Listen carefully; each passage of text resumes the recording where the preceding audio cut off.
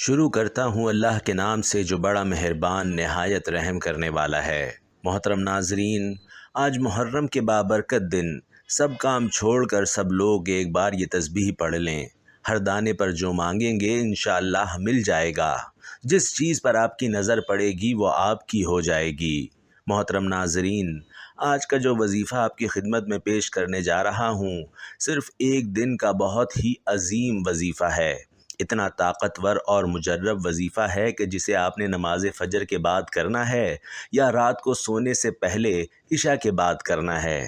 جو ناظرین یا بھائی بہن سالہ سال سے پریشان ہیں، رزق کی تنگی ہے، مشکلات ہیں، پریشانیاں ہیں، ان سے گزارش ہے کہ نماز فجر کے بعد ایک دن کا یہ وظیفہ اپنی زندگی میں ایک مرتبہ لازمی کر لیں۔ وہ لوگ جو اپنی مالی پریشانی کو فوری طور پر ختم کرنا چاہتے ہیں اور رزق کی کشادگی چاہتے ہیں تو وہ لوگ آج کا یہ وظیفہ لازمی کریں۔ ناظرین، یہ کرنے میں آپ کو 1 منٹ بھی نہیں لگے گا انشاءاللہ، اور آپ یہ وظیفہ پڑھ لیں گے، مگر فجر کے بعد آپ کو یہ وظیفہ پڑھنا ہے۔ اور اگر آپ چاہتے ہیں کہ دولت کی برسات ہو جائے، ابھی مدد آپ کو فوری طور پر مل جائے، تو یہ وظیفہ 1 مرتبہ لازمی پڑھ لیں۔ ناظرین، اپنی مشکلات کو ختم کرنے کے لیے اور اپنی تمام پریشانیوں کو، جو پیسوں کو لے کر ہوں، جو رزق کو لے کر ہوں، جو دولت کو لے کر ہوں، پوری دنیا میں اس وقت جہاں کہیں بھی میرے بہن بھائی دکھ میں ہیں، تکلیف میں ہیں اور مالی پریشانیوں میں ہیں، قرضوں میں ڈوبے ہوئے ہیں، قرض دار جن کی جان نہیں چھوڑ رہے، قرض دار جن کو سارا دن فون کرتے رہتے ہیں، ان کے گھروں پر آتے رہتے ہیں، وہ میرے تمام بہن بھائی آج کا یہ وظیفہ فجر کی نماز کے بعد کر لیں۔ زندگی میں 1 مرتبہ جب بھی آپ فجر کی نماز کے بعد انشاءاللہ یہ وظیفہ کریں گے تو آپ کی تمام مالی پریشانیاں، قرض کی تنگی سے نجات انشاءاللہ سب ختم ہو جائے گا۔ ویڈیو باقاعدہ شروع کرنے سے پہلے آپ سے گزارش ہے کہ جو میرے بہن بھائی یہ ویڈیو ابھی تک دیکھ رہے ہیں وہ کمنٹ باکس میں اللہ کے 99 ناموں میں سے کوئی بھی ایک نام جو آپ کو زیادہ پسند ہو اور حضرت محمد صلی اللہ علیہ وآلہ وسلم کا کوئی نام جو آپ کو زیادہ محبوب ہو وہ کمنٹ باکس میں ضرور لکھ دیں۔ ناظرین، اللہ تعالیٰ کا فرمان ہے کہ زمین پر چلنے والا کوئی جاندار ایسا نہیں ہے کہ جس کا رزق اللہ نے اپنے ذمے نہ لے رکھا ہو۔ ہم لوگ رزق صرف کھانے کی چیزوں کو کہتے ہیں، حالانکہ ایسا نہیں ہے، بلکہ رزق اللہ تعالیٰ کی دی ہوئی ہر نعمت کو کہا جاتا ہے، چاہے وہ صحت ہو، علم ہو، اخلاق ہو، عمل ہو، نیک بیوی اور اولاد ہو، مال ہو، دل اطمینان ہو یا پھر امن کی نعمت ہو۔ اللہ تعالیٰ کی بے شمار نعمتوں میں سے ہر نعمت پر رزق کا اطلاق ہوتا ہے۔ اللہ تعالیٰ کے ارشاد کا مفہوم ہے کہ اگر تم اللہ کی نعمتوں کو گننے لگو تو انہیں شمار نہیں کر سکتے۔ ناظرین، یہ اللہ تعالیٰ کی حکمت ہے کہ رزق کی تقسیم میں لوگ مختلف ہیں، بعض کو وہ اپنی حکمت بالغہ کی وجہ سے زیادہ اور بعض کو کم دیتا ہے۔ اللہ تعالیٰ کے ارشاد گرامی کا مفہوم ہے، اور اللہ تعالیٰ نے تم میں سے کچھ لوگوں کو رزق کے معاملے میں دوسروں پر برتری دے رکھی ہے۔ دنیاوی زندگی میں ان کی روزی کے ذرائع بھی ہم نے ہی ان کے درمیان تقسیم کر رکھے ہیں۔ ناظرین، اس حقیقت کو سمجھنے کے بعد بہت سارے مسائل حل ہو جاتے ہیں۔ نہ کسی سے حسد ہوتا ہے اور نہ دشمنی کے آثار نمایاں ہوتے ہیں، نہ اپنے آپ کو حد سے زیادہ مشقت میں مبتلا کرنا پڑتا ہے اور نہ رزق کو تلاش کرنے کے لیے غلط راستوں کو اختیار کرنا پڑتا ہے۔ حلال طریقے سے رزق طلب کرنا بھی اللہ تعالیٰ کی اطاعت ہی ہے۔ اسلام ایک مکمل ضابطۂ حیات ہے۔ یہاں عقائد بھی دین ہیں، شعائر بھی دین ہیں، معاملات بھی دین ہیں، معاشرت بھی دین میں شامل ہے اور اخلاقیات بھی دین کا ایک اہم جز ہے۔ لہٰذا رزق حلال کمانا بھی دین ہے۔ رزق حلال کمانا تقدیر کے خلاف نہیں ہے۔ ناظرین، حضرت ابو ہریرہ کے ارشاد کا مفہوم ہے کہ ہم رسول اللہ صلی اللہ علیہ وآلہ وسلم کے ساتھ بیٹھے تھے کہ اچانک ایک حسین نوجوان وہاں سے گزرے۔ ہم نے آپس میں کہا، کاش یہ اپنی جوانی کو اللہ کے راستے میں لگا دے۔ اللہ تعالیٰ کے رسول نے جب ہماری بات سنی تو فرمانے لگے کہ جو اپنی والدین کی خدمت میں لگا ہوا ہے وہ اللہ تعالیٰ کے راستے میں ہے۔ جو اپنے اہل و عیال کے لیے کمانے کی کوشش کر رہا ہے وہ اللہ تعالیٰ کے راستے میں ہے، اور جو اپنے اوپر خرچ کرنے کے لیے محنت کر رہا ہے وہ بھی اللہ تعالیٰ کے راستے میں ہے۔ لہٰذا جو روزی کمانے کے لیے اپنے گھر سے کسی عمل، ڈیوٹی یا تجارت کی غرض سے نکلا وہ اللہ کے راستے میں ہے۔ اللہ تعالیٰ کے رسول صلی اللہ علیہ وآلہ وسلم اور صحابہ کرام نے روزی کمانے کے لیے بکریاں چرائیں، کھیتی باڑی اور تجارت کی۔ حضرت حذیفہ رضی اللہ تعالیٰ عنہ فرماتے ہیں، رسول اللہ صلی اللہ علیہ وآلہ وسلم نے ایک مرتبہ فرمایا کہ جبرائیل علیہ السلام نے میرے دل میں یہ بات ڈال دی کہ کسی کو اس وقت تک موت نہیں آ سکتی جب تک وہ اپنا رزق پورا نہ کر لے، اگرچہ کبھی رزق ملنے میں تاخیر ہو سکتی ہے۔ لہٰذا اللہ سے ڈرتے ہوئے اچھے طریقے سے رزق طلب کرو۔ رزق کی تاخیر تمہیں گناہ پر آمادہ نہ کرے، اس لیے اللہ تعالیٰ کے پاس جو رزق ہے اسے صرف اطاعت کے ذریعے ہی حاصل کیا جا سکتا ہے۔ ناظرین، رزق میں برکت کے اسباب، دنیا میں ہر انسان کشادہ رزق کے لیے کوشاں رہتا ہے، لیکن بسا اوقات اسے پوری طرح کامیابی نہیں ملتی۔ قرآن اور حدیث میں بعض اعمال کو رزق کی ترقی کے لیے بہترین سبب قرار دیا گیا ہے۔ ان اعمال میں سے بعض کا تذکرہ یہاں کیا جاتا ہے۔ تقوی اختیار کرنا۔ انسان کو جب دولت کی فکر لاحق ہوتی ہے تو بعض اوقات وہ حلال اور حرام کی تمیز کیے بغیر ہر قسم کے مال اور رزق کو جمع کرنے اور اسے حاصل کرنے کی کوشش کرتا ہے۔ چنانچہ وہ سود، جوا، رشوت، ناپ تول میں کمی اور اجتماعی اموال کو ہڑپ کرنے سے بھی دریغ نہیں کرتا، لیکن وہ اس ساری تگ و دو میں یہ بات بھول جاتا ہے کہ اللہ تعالیٰ نے مال اور رزق میں برکت کو تقوی کے ساتھ منسلک کیا ہے۔ یہی وجہ ہے کہ بہت ساری غلط کوششوں کے باوجود بھی بعض لوگوں کی ضرورتیں پوری ہوتی نظر نہیں آتیں۔ اللہ تعالیٰ کا ارشاد کا مفہوم ہے کہ جو کوئی اللہ سے ڈرے گا اللہ تعالیٰ اس کے لیے مشکل سے نکلنے کا کوئی راستہ ضرور پیدا کرے گا اور اسے ایسی جگہ سے رزق عطا کرے گا جہاں سے اسے گمان بھی نہیں ہوگا۔ نمبر 2، شکر ادا کرنا۔ ناظرین، شکر کی توفیق ایک ایسی نعمت ہے کہ جس کی وجہ سے اللہ تعالیٰ دیگر نعمتوں میں اضافہ فرماتا ہے۔ اللہ خود فرماتا ہے کہ وہ وقت بھی یاد کرو جب تمہارے پروردگار نے اعلان فرما دیا تھا کہ اگر تم نے واقعی شکر ادا کیا تو میں تمہیں اور زیادہ دوں گا۔ دوستو، یہاں یہ بات بھی قابل ذکر ہے کہ اللہ تعالیٰ نے شکر کو حلال مال کے ساتھ جوڑ دیا ہے۔ چنانچہ فرماتا ہے کہ اے ایمان والو، جو پاکیزہ چیزیں ہم نے تمہیں رزق کے طور پر عطا کی ہیں ان میں سے جو چاہو کھاؤ اور اللہ کا شکر ادا کرو۔ رزق میں برکت اور پرسکون زندگی کے اسباب میں سے ایک اہم سبب صلہ رحمی یعنی رشتہ داروں کے ساتھ اچھا برتاؤ کرنا بھی ہے۔ رسول اللہ صلی اللہ علیہ وآلہ وسلم فرماتے ہیں کہ جو چاہتا ہے کہ اس کا رزق کشادہ ہو جائے اور اس کی عمر لمبی ہو جائے تو اسے چاہیے کہ وہ صلہ رحمی کرے۔ ناظرین، صلہ رحمی ایسی عظیم صفت ہے جس کی وجہ سے آدمی پر رزق کے تمام دروازے کھول دیے جاتے ہیں اور اس میں برکت پیدا کر دی جاتی ہے۔ اسلام میں صدقہ کرنے کی بہت فضیلت بیان کی گئی ہے۔ اس کی وجہ سے رزق میں برکت ہوتی ہے اور صدقہ اللہ تعالیٰ کی نعمتوں کو صدقہ کرنے والے کی طرف کھینچتا ہے۔ رسول اللہ صلی اللہ علیہ وآلہ وسلم کا ارشاد ہے کہ اللہ تعالیٰ فرماتا ہے، خرچ کرو، تم پر خرچ کیا جائے گا۔ ناظرین، مسلمان کا ہر نیک عمل اس کے لیے دنیا اور آخرت کی بھلائیوں کا ذریعہ ہے۔ نیک عمل سے آدمی کی آخرت تو بنتی ہے، ساتھ ہی ساتھ اس کی دنیا بھی سنور جاتی ہے۔ اللہ تعالیٰ کے ارشاد کا مفہوم ہے کہ جو لوگ ایمان لائے ہوں گے اور انہوں نے نیک عمل کیے ہوں گے ان کو ان کا پورا پورا ثواب دیا جائے گا اور اپنے فضل سے اسے زیادہ بھی دیا جائے گا۔ ناظرین، استغفار کے فضائل میں یہ بھی ہے کہ اس کی کثرت انسان کی پریشانیوں کو دور اور رزق میں برکتیں نصیب کرتی ہے۔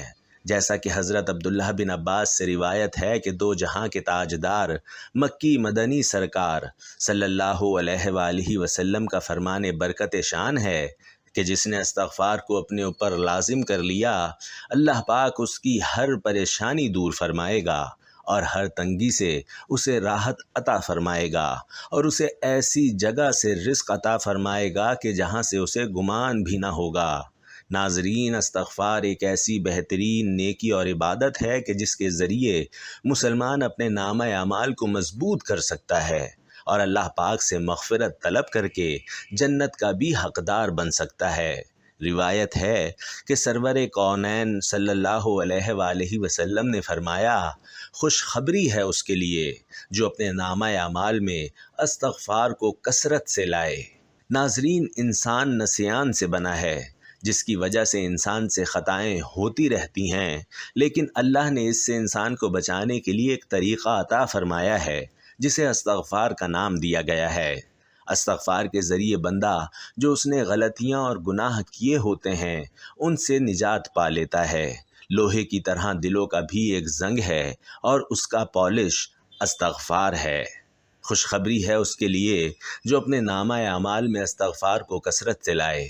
دوستو، گناہوں سے استغفار یعنی توبہ کرنے کے حوالے سے ایک جگہ آپ صلی اللہ علیہ وآلہ وسلم نے فرمایا کہ جس نے اپنے اوپر استغفار کو لازم کر لیا تو اللہ پاک اس کی ہر پریشانی کو دور فرمائے گا اور ہر تنگی سے اسے راحت عنایت فرمائے گا اور اسے ایسی جگہ سے رزق عطا کرے گا کہ جہاں سے اسے گمان بھی نہ ہوگا۔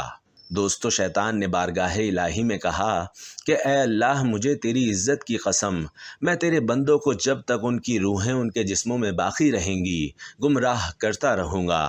اللہ پاک نے فرمایا، مجھے اپنی عزت اور جلال کی قسم، جب تک وہ مجھ سے بخشش مانگتے رہیں گے میں بھی انہیں بخشتا رہوں گا۔ دوستو، ایک اور جگہ روایت منقول ہے کہ حضرت سعید بن ابی بردہ اپنی سند کے ساتھ اپنے دادا سے روایت کرتے ہیں کہ ہمارے یہاں رسول اللہ صلی اللہ علیہ وآلہ وسلم تشریف لائے، اس حال میں کہ ہم سبھی بیٹھے ہوئے تھے، تو آپ نے فرمایا، کوئی صبح طلوع نہیں ہوتی مگر میں اس میں 100 مرتبہ استغفار کرتا ہوں۔ دوستو، ان تمام روایات اور احادیث مبارکہ سے ہمیں یہ معلوم ہوتا ہے کہ ہمیں استغفار کرتے رہنا چاہیے اور استغفار کو اپنی زندگی کا حصہ بنا لینا چاہیے۔ اللہ تعالی ہمیں اپنی بارگاہ میں استغفار اور توبہ کرنے کی توفیق عطا فرمائے، آمین۔ محترم ناظرین، زندگی میں پیسہ ہی سب کچھ نہیں ہوتا، لیکن یہ بھی ایک حقیقت ہے کہ پیسہ آپ کو زندگی کی بہت ساری مشکلات اور تکلیفوں سے دور ضرور رکھتا ہے۔ زندگی میں ہر شخص کو دولت مند یا کامیاب بننے کے لیے ایک یا ایک سے زائد مواقع ملتے ہیں، تاہم یہ اس شخص پر منحصر ہے کہ وہ ان مواقعوں کا خوب سے خوب تر اور ذہانت مندانہ استعمال کرتے ہوئے زندگی کی دوڑ میں آگے نکل جائے۔ یہ بھی ممکن ہے کہ زندگی کی دوڑ میں آگے نکلنے کے مواقع کسی کو کم اور کسی کو زیادہ میسر آتے ہوں۔ پھر کیا وجہ ہے کہ ہر شخص ان موقعوں سے ان میں پنہاں صلاحیتوں کے مطابق فائدہ حاصل نہیں کر پاتا؟ ہر انسان کے اندر کچھ خصوصیات ہوتی ہیں اور ان خصوصیات کی بنیاد پر ہی فیصلہ ہوتا ہے کہ وہ انسان ان موقعوں سے فائدہ اٹھاتے ہوئے کس حد تک آگے نکل جانے کی صلاحیت رکھتا ہے۔ کوئی بھی آپ کو کروڑ پتی بننے کی گارنٹی نہیں دے سکتا، تاہم اگر آپ کے اندر درج ذیل روٹین، عادات اور شخصیاتی خصوصیات موجود ہیں تو آپ کی سمت درست ہے۔ اگر آپ نے اپنی توقعات کو اونچا رکھا ہوا ہے اور ہر طرح کے چیلنج کے لیے تیار ہیں تو پھر آپ صحیح ٹریک پر ہیں۔ دنیا میں کوئی شخص دولت مند نہیں بن سکتا اور اپنے خواب نہیں جی سکتا جب تک وہ بلند توقعات نہ رکھتا ہو۔ اوسط درجے کے شخص کا خیال ہوتا ہے کہ صرف خوش قسمت افراد امیر بن پاتے ہیں۔ حقیقت تو یہ ہے کہ کسی سرمایہ دارانہ ملک میں آپ کے امیر بننے کا ہر ممکن امکان ہوتا ہے، مگر اس کے لیے آپ کے اندر بھی عزم ہونا چاہیے۔ سب سے پہلے خود سے سوال کریں کہ میں اپنے طبقے سے اوپر کیوں نہیں اٹھ سکتا۔ اس کے بعد کچھ بڑا سوچنا شروع کریں۔ اپنی توقعات بلند کریں گے تو کامیابی بھی آپ کے قدم چومے گی۔ زندگی میں پیسے کا نہ ہونا بری بات نہیں ہے، لیکن پیسے کی لالچ رکھنا اور لالچ میں آ کے پیسہ حاصل کرنے کے لیے غلط راستے اختیار کرنا بری بات ہے۔ خواتین و حضرات، آج جو وظیفہ آپ کو بتانے جا رہا ہوں وہ ایسا پاورفل وظیفہ ہے جو آپ کو دنوں میں انشاءاللہ امیر بنا دے گا۔ جتنے یقین سے آپ یہ وظیفہ کریں گے اتنی جلدی آپ کو اس کے اثرات ملنا شروع ہو جائیں گے۔ ہمیں دنیا کے ہر کام کے لیے پیسوں کی ضرورت پڑتی ہے، چاہے وہ کام چھوٹا ہو یا بڑا۔ بغیر پیسوں کے کوئی دنیاوی کام نہیں ہو سکتا۔ اگر آپ کو بھوک لگی ہے تو کھانے کے لیے رقم چاہیے، کپڑے خریدنے ہیں، مکان خریدنا ہے، گاڑی خریدنی ہے یا کوئی کاروبار کرنا چاہتے ہیں تو سب کے لیے دولت یا پیسوں کی ضرورت بہرحال پڑتی ہی ہے۔ بعض اوقات کچھ کام ایسے بھی کرنے پڑ جاتے ہیں جن کے لیے کافی رقم کی ضرورت پڑ جاتی ہے، جیسے گھر میں اچانک کسی کو کوئی بڑی بیماری آ جائے تو اس کے علاج کے لیے آپ کو بڑی رقم کی ضرورت ہوتی ہے۔ اپنی یا بچوں کی شادی کرنی ہے تو اس کے لیے آپ کو بڑی رقم کی ضرورت ہوتی ہے۔ اللہ تعالیٰ کے سوا کوئی بھی دولت یا رزق نہیں دے سکتا۔ جب بھی ہمیں کبھی اچانک پیسوں کی ضرورت پڑ جاتی ہے تو اس کا انتظام بھی اللہ تعالیٰ ہی کہیں نہ کہیں سے فرماتا ہے۔ ہر مسلمان کو چاہیے کہ ایسے وقت میں فوراً اللہ کی طرف رجوع کرے اور اپنی ضرورت کے لیے اللہ سے مانگے۔ ناظرین، اب ہم چلتے ہیں وظیفے کی طرف۔ آپ نے سب سے پہلے نماز فجر ادا کرنی ہے اور نماز فجر کے بعد آپ نے وہیں جائے نماز پر بیٹھ کر سب سے پہلے درود پاک پڑھنا ہے۔ آپ کوئی بھی درود پڑھ سکتے ہیں۔ آپ صلی اللہ علیہ وآلہ وسلم پڑھ لیں یا صلی اللہ علیہ وآلہ محمد پڑھ لیں یا پھر درود ابراہیمی پڑھ لیں۔ دنیا کی اعلیٰ ترین مصروفیات حضور پاک صلی اللہ علیہ وآلہ وسلم پر درود پاک بھیجنا ہے، تو وظیفہ کرنے کے علاوہ بھی آپ حضور پاک صلی اللہ علیہ وآلہ وسلم پر کثرت سے درود و سلام بھیج سکتے ہیں، کیونکہ جو حضور پاک صلی اللہ علیہ وآلہ وسلم پر درود پاک کا نذرانہ پیش کرتا ہے تو اللہ اس کے 10 گناہ مٹا دیتا ہے، اس کی 10 نیکیوں میں اضافہ فرما دیتا ہے اور اس کے 10 درجات بلند کر دیتا ہے۔ دعاؤں کی قبولیت کے امکانات بھی بڑھ جاتے ہیں۔ اس لیے حضور پاک صلی اللہ علیہ وآلہ وسلم پر درود پاک لازمی پڑھا کریں۔ جب درود پاک ایک مرتبہ پڑھ لیں تو اس کے فوراً بعد ہی آپ لوگوں کو سورۃ الکوثر کا یہ وظیفہ سب سے پہلے پڑھنا ہے۔ سورۃ الکوثر کا وظیفہ آپ نے اپنی زندگی میں بہت دفعہ کیا ہوگا، لیکن آج جو آپ کو عمل بتا رہا ہوں، سورۃ الکوثر جس ترتیب سے میں آپ کو بتانے لگا ہوں اسی ترتیب سے آپ کو پڑھنی ہے۔ محترم ناظرین، سب سے پہلے آپ نے اللہ الصمد کی ایک تسبیح پڑھنی ہے۔ یہ وظیفہ آپ ہاتھوں کی انگلیوں پر بھی پڑھ سکتے ہیں اور تسبیح کے دانوں پر بھی پڑھ سکتے ہیں۔ اللہ الصمد پڑھنے کے بعد آپ نے استغفر اللہ 111 مرتبہ پڑھنا ہے اور اس کے بعد آپ نے سورۃ الکوثر پڑھنی ہے۔ بسم اللہ الرحمن الرحیم پڑھ کر آپ نے سورۃ الکوثر پڑھنی ہے اور سورۃ الکوثر آپ نے صرف اور صرف 21 مرتبہ پڑھنی ہے۔ انا اعطیناک الکوثر فصل لربک وانحر ان شانئک ھو الابتر۔ 21 مرتبہ سورۃ الکوثر پڑھنے کے بعد آپ نے آخر میں وہی درود پاک پڑھنا ہے جو عمل کے شروع میں پڑھا تھا۔ اب جیسے ہی یہ عمل آپ کر لیں گے تو انشاءاللہ آپ کی بند قسمت کے تالے کھل جائیں گے، غیبی مدد اللہ کی طرف سے آپ کو حاصل ہوگی۔ ناظرین، وظیفہ مکمل کرنے کے بعد اللہ کی بارگاہ میں رو رو کر گڑ گڑا کر دعا کرنی ہے۔ اے رب ذوالجلال، سب مسلمانوں پر اپنا رحم و کرم عطا فرما، تنگ دستیوں کو دور فرما، رزق میں وسعت عطا فرما، بیماروں کو شفا عطا فرما، ہمیشہ شکر کرنے والا بنا اور ہماری دنیا اور آخرت سنوار دے، آمین۔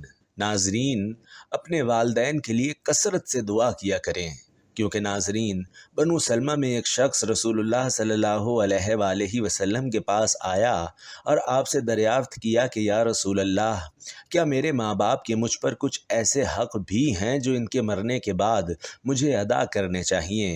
آپ صلی اللہ علیہ وآلہ وسلم نے فرمایا، ہاں، ان کے لیے خیر و رحمت کی دعا کرتے رہنا، ان کے واسطے اللہ سے مغفرت اور بخشش طلب کرتے رہنا، اگر ان کا کوئی عہد معاہدہ کسی سے ہوا ہو تو اس کو پورا کرنا، ان کے تعلق سے جو رشتے ہوں ان کا لحاظ رکھنا اور ان کا حق ادا کرنا اور ان کے دوستوں کا اکرام و احترام کرنا، یہ ان کا حق ہے۔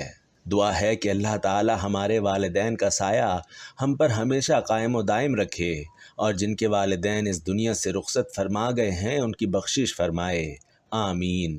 ناظرین، دعا ہے کہ اللہ تعالی میرا سنانا اور آپ کا سننا اپنی پاک بارگاہ میں قبول و منظور فرمائے اور ہمیں نیک اعمال کرنے اور ان پر عمل کرنے کی توفیق عطا فرمائے، آمین۔